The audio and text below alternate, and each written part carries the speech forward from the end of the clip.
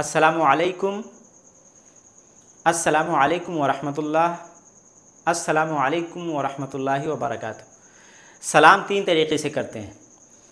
तो अगर आप अस्सलामु अलैकुम कहते हैं ये भी ठीक है, लेकिन इससे बेहतर क्या है अस्सलामु अलैकुम व रहमतुल्लाह, और इससे भी बेहतर क्या है अस्सलामु अलैकुम व रहमतुल्लाहि व बरकातुहू। ये सलाम करने का तरीक़ा है।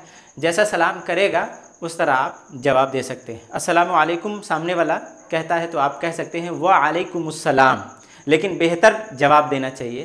तो अगर सामने वाला कह रहा है अस्सलामु अलैकुम तो आप जवाब दे सकते हैं व अलैकुमुस्सलाम व रहमतुल्लाह। अगर सामने वाला रहमतुल्लाह लगा रहा है और सलाम कर रहा है इस तरह अस्सलामु अलैकुम व रहमतुल्लाहि, तो आप जवाब कैसे देंगे बेहतर तरीक़े से अस्सलामु अलैकुम व रहमतुल्लाहि व बरकातुहू। इस तरह सलाम करने का अदब है। तो सवाल यह है कि क्या आप इसका मीनिंग, इसका मतलब जानते हैं? अगर नहीं जानते हैं तो जान जाइए। अस्सलामु अलैकुम,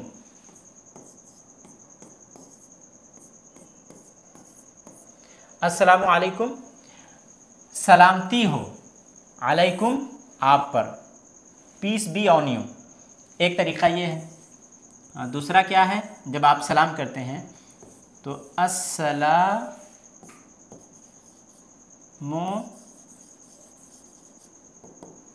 अलैकुम व रहमतुल्लाहि।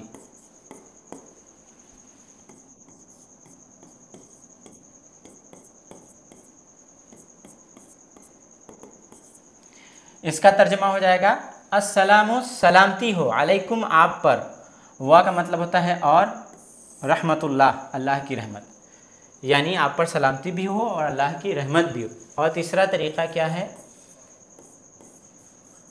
अस्सलामु अलैकुम व रहमतुल्लाहि व बरकातुहू।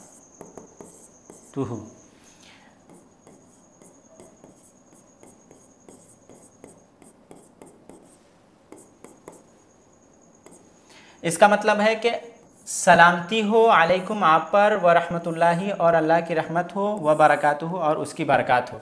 तो सलाम करने वाला और जवाब देने वाला दोनों अल्लाह की सलामती में आ जाते हैं, और रहमतुल्लाह बढ़ाते हैं तो अल्लाह की रहमत में आ जाते हैं, और वह बरकातुहू जब बढ़ाते हैं तो अल्लाह की बरकत भी नाजिल होती है। तो सलाम करने का फ़ायदा दोनों को हासिल होता है। सलाम करने वाला, जवाब देने वाला अल्लाह की सलामती में आता है, अल्लाह की रहमत में आता है और अल्लाह की बरकत में आता है, अल्लाह की बरकत उस पर नाजिल होती है।